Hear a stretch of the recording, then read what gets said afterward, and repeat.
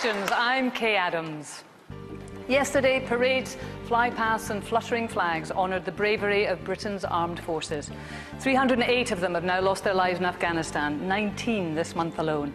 Our first big question, is it time to get out of Afghanistan? This defence correspondent says we're fighting a dirty guerrilla war with bad allies, and we need to find a way to get out. A UN report this week says global drug trafficking threatens the peace, development and governance of the entire planet. Maybe it's time to change tack and cut out the criminals. Our next big question, should we legalise and tax drugs?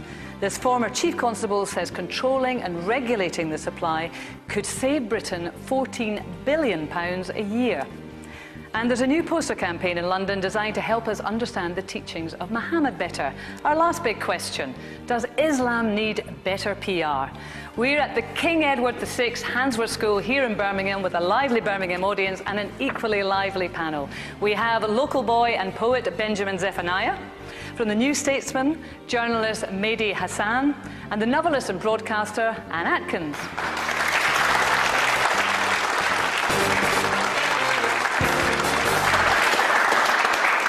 Now, this month has seen the highest number of deaths of NATO forces in Afghanistan since the start of the war 9 years ago, 88 in all. This week, David Cameron warned that the troops are in for a difficult summer. Is it time to get out of Afghanistan? Well, Robert Fox, you're a defence correspondent. You've spent a lot of time in Afghanistan. We've been there 9 years. We've spent somewhere around £10 billion. As we've heard this morning, 308 British lives lost. Should we at least stay and do what David Cameron says, get the job done? We've got to have a proper plan for getting out.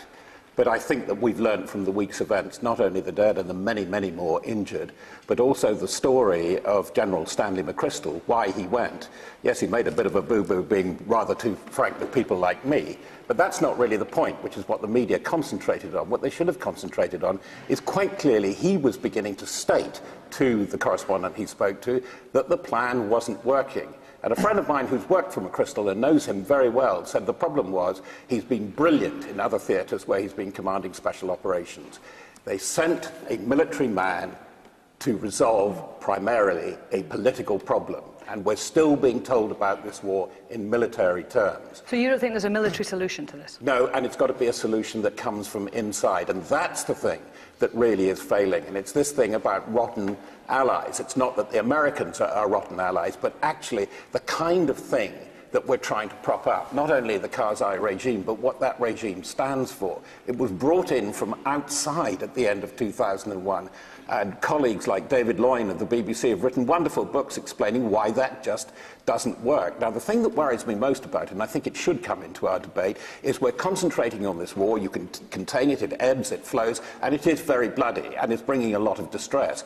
But we are in danger of losing the really strategic war next door because we can't get engaged in it, namely the war in Pakistan, which I would say is strategically very dangerous. Now, related to another point that we're going to discuss in this debate, which I think is very, very important, the one thing I would say, and anybody in this room can challenge me, we haven't got on top of is the narco economy in Afghanistan, because it has grown hugely in the time that we've been there. Well, we've got many, many points in there, and in terms of the drugs war, we're going to talk about that later on in our next debate, but addressing ourselves to whether or not we should be coming out. Robin Matthews, formerly served in Afghanistan, you were there in 2008 as a Lieutenant Colonel. Would you agree that we need to be getting ourselves out? I think the first point I make in reply to what Robert has just said is all soldiers on the ground, all back in Whitehall, will acknowledge that there is no exclusively military solution to the problem.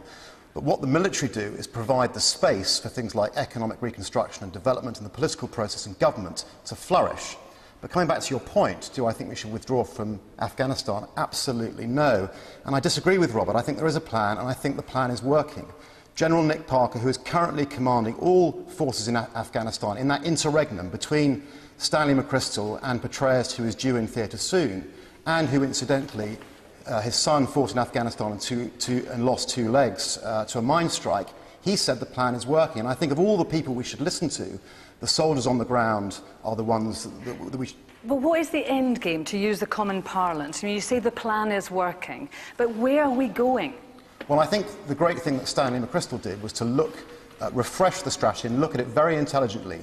And he took the focus away from simply destroying Taliban and actually said what we need to do now is protect the people. And before the programme, Benjamin Zephaniah was very eloquently talking about the need to support the underdog. Well, the underdog in this contest is the Afghan people. They asked for our support, they need our support, and we should continue to give them their support, because it's the Afghan people, not British or American soldiers or Estonian soldiers, it's the Afghan people that will determine success in that country. Well, we read in the paper suggestions that, you know, if we were to pull out now, or now-ish, Afghanistan would descend into civil war. I mean, Salma Yaqub from the Respect Party, you surely wouldn't want to see that.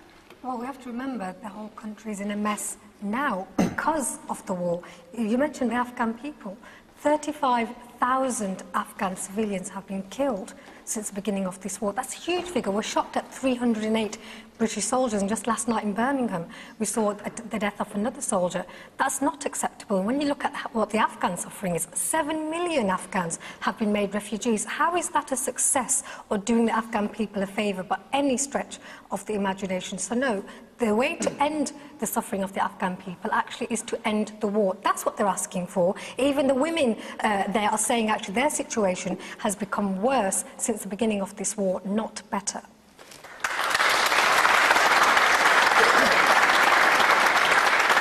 I'm going to come back to you, Robin, on that one. You know, you're saying there is a plan, successes have been gained. I mean, Salma utterly disagrees with you on that. Well, I think the point she makes about casualties and the dislocation of the Afghan people is absolutely right. No one wants to see that. But I think one of the things that General McChrystal has done by focusing his entire strategy on protecting the people is to reduce the number of civilian casualties. And since he took command, they have been reduced. Hang on, just a sec. Go on, Salma. McChrystal himself assessed the situation. It was his plan, yes, and he himself has said it's not working. The fact is, we've got more casualties, more soldiers dying, and actually the whole thing was based on clear and hold. They're not able to clear. Mardra, a town of 35,000 people, couldn't be cleared off the Taliban influence by 15,000 soldiers. That's two civilians for every one soldier. And the idea you're going to hold Kandahar, which is 10 times that size, is absolutely fantasy. So, I mean, a fantasy. Well, Doctor, can I just say on each of the points? First of all, McChrystal, his plan, it isn't working. I think you need to see the subtext beneath what McChrystal was saying. He wasn't saying his plan wasn't working. What he is saying to Barack Obama, Freudian slip there, was effectively that actually his plan will only work under certain circumstances.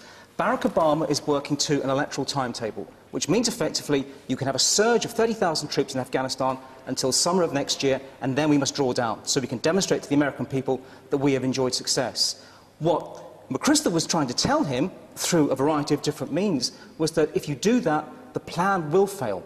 What you need to do is to stay the long course. And at the heart of that is the need to protect the population. So this population-centric strategy that he's articulated is, I think, the best option of a range of bad options available to you.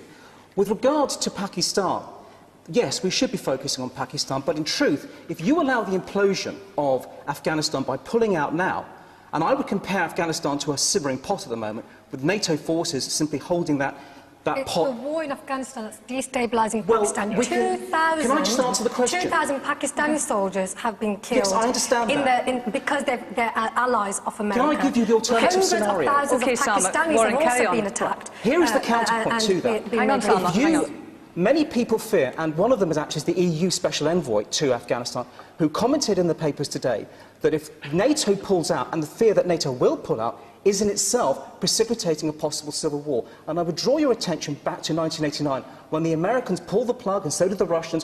What happened to Afghanistan? It sank into the most bestial civil war that we can actually remember within the history of that country. Now, let's deal with the reality of Afghanistan today. If you actually pull out, Afghanistan potentially sinks into civil war, the Afghan Taliban come to power, what are they going to do? They're going to start promoting and supporting the Pakistan Taliban, which in itself will destabilise the Pakistani state, which brings about regional destabilisation. So that's I don't think already, and your strategy is making it worse. Warren, one of the other reasons for going to Afghanistan was to protect us, wasn't it? To national security, so that we would be protected from terrorism.